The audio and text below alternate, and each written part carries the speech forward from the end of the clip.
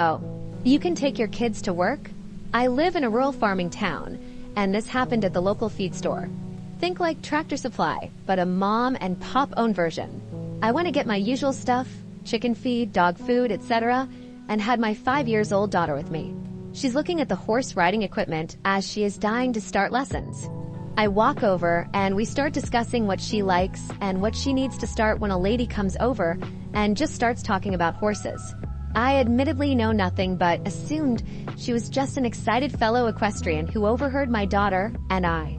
Then she starts asking for recommendations on stuff, and I admit I'm not expert and she might need to ask someone else. This lady gave me the dirtiest look and went on and on about how employees should be knowledgeable about their products. Completely oblivious to what she was hinting at, I give a polite chuckle and say, "Yeah, the family that owns this place is great. They would be more help than me." She again suggests that employees should be knowledgeable about their products in store and asks me for a specific type of rein. And I again suggested getting someone else, as I'm just here with my daughter picking up a few things. She looks down at my daughter and back up at me and says, "I didn't know the feed store doubled as a daycare. You shouldn't be allowed to bring such a small child to work." Absolutely dumbfounded, I say I don't work here, and I'm just letting my daughter get her excitement out by looking at the products in the aisle we were in. Again, I suggest asking an actual employee because the family who owns the shop is terrific and has been in business for decades. With a very snotty look, she says, "I know you work here. I've seen you here almost every time I come in. You must be having a day off, but you could at least help me." I ducked out of the conversation to chase my daughter, who wandered off, and get checked out.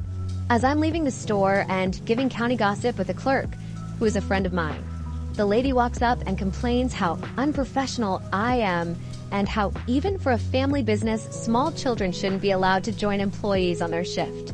The clerk looks at her like she's plumb dumb and tells her, "Our customers are welcome to bring their children in.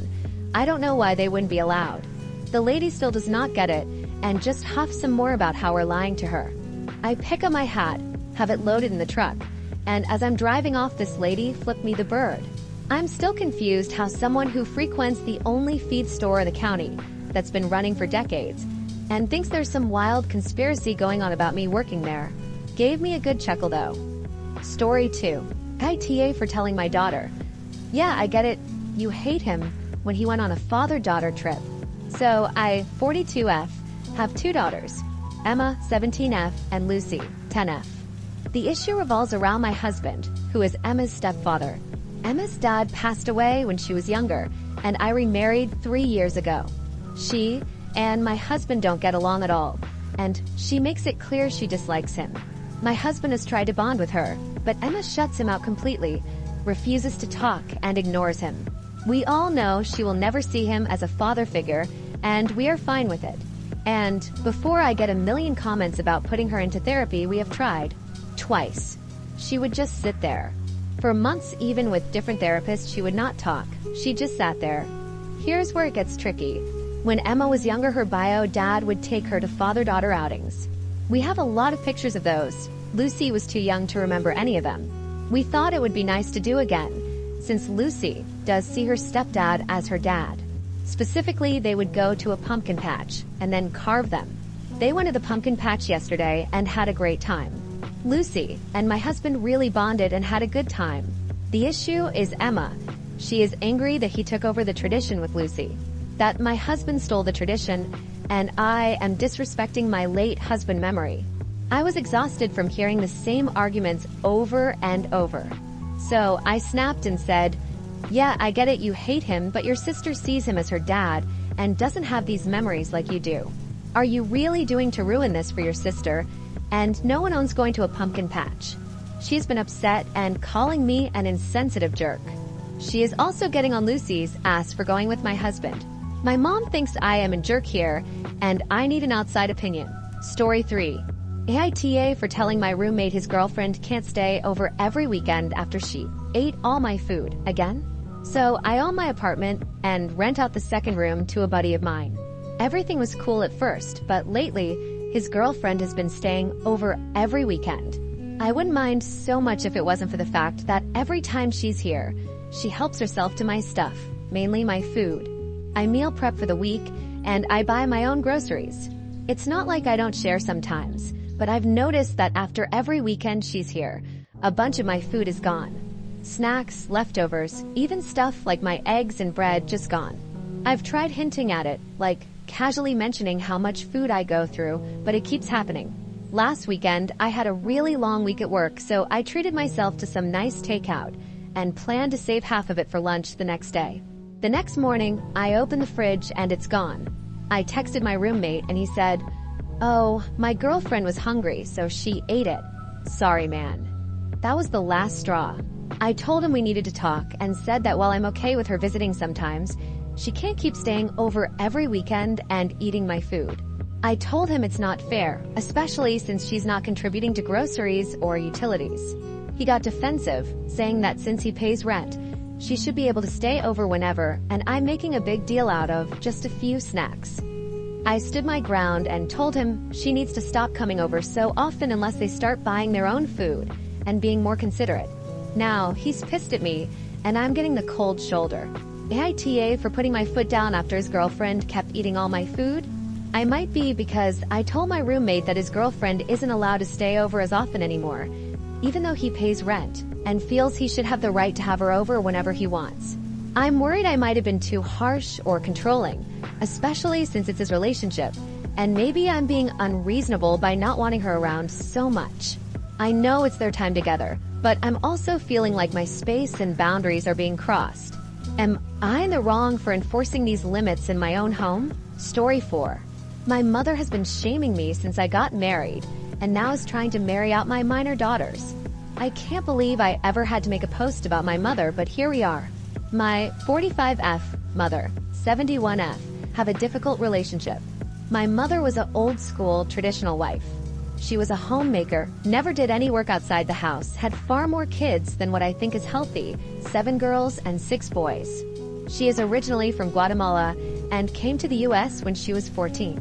She married my father here, had her family here, and tried to make sure myself and my siblings had old-school values. Something she really failed at it. Most of my siblings are as far from my mother as humanely possible. 2 of them sadly passed away. I'm the only one that stayed near to take care of my parents, and since Dad died, I've taken my mother's bills so she can live easy. She's always been a dramatic headache, especially when it came to my marriage. She babied my husband, always took his side.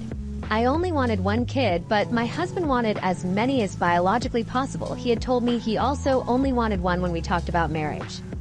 My mother helped him mess with my birth control, so I got pregnant with my youngest. I don't regret my youngest daughter, but after she was born, I secretly had my tubes tied. My mother always berated me for being faulty since I only had 2 children. That's not counting how she berated me for marrying old. I married at 22. She married at 16. My husband was 49 when he died in a car crash recently. We shared 2 daughters, 14 and 16. He was also having an affair with a girl since 2020. The girl was 24 when she died. Together they had twin boys early this year, who thankfully survived the crash. My daughters found out the affair first, when their father took them to the hospital to meet the babies and told the girls to keep it secret from me. They didn't, and my husband became abusive towards them and myself. We were in the divorce process when he died. When my husband's affair came out, my mother blamed me. She said it was because I was a working woman that didn't please her husband, that I didn't give him enough children, that I was pretty anymore. I'm not going to say I'm super attractive, but I think I look good for my age. I've kept my weight well enough, and I look relatively young for my actual age. But no, according to my dear mother, I wasn't good enough for my husband, who needed a girl closer in age to our daughters than to him. She also was on the group of people angry at me when I refused to adopt my husband's affair children. Her newest crazy is she's trying to find husbands for my daughters, mainly focused on my eldest. This crazy plan started this week when my eldest came out to us. I had an idea, and I'm happy she felt comfortable enough in this massive mess we're in to still tell me and her sister. My daughter also decided to tell my mother about it. My mother just ended the call, then called me to scream about how confused and sick my daughter is. She's linked me conversion camps, psychologists that claim homosexuality is a sickness, wackos in my opinion, political articles, etc. She even wanted to see about doing an exorcism. I told her to stop it or she would be in no contact with my in-laws. She stopped for literally 24 hours. Next thing I get is a Facebook message from a man in his mid-20s asking if it was true that I was looking to marry out my 16 years old daughter. I told him he was sick and blocked him. I got 6 more through the night. Then my mother called saying she found husband prospects for my girls. My high school-aged girls.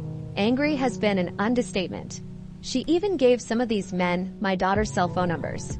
We're all getting new phone numbers tomorrow, and I had the girls put their social medias into private. I don't know what part of the brain is broken in my mother's brain. I had the girls block their grandmother and everything, and I'm stopping payments to anything that my mother needs. I know I need to call the cops. I just never thought I would need to call the cops on my own mother. It's been only 2 weeks since I had to cut my in-laws. I'm just exhausted. And please do not think this is a normal Hispanic thing. It's not. My aunts are amazing women, most of them also homemakers. They're actually on my side of cutting off my mother and calling the cops. They even suggested for my daughters and I to move closer to them in another state. This is just my mother being insane. Small update.